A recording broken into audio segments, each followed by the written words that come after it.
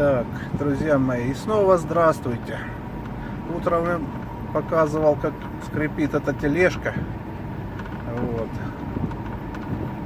Поехали на замену нижних рычагов, так как верхние мы поменяли ранее. Ну вот результат, скажем так. Машина едет тихо, спереди. Теперь отчетливо слышен скрип сзади. Ну ладно, я думаю, и эту поборем. Проблема, по крайней мере,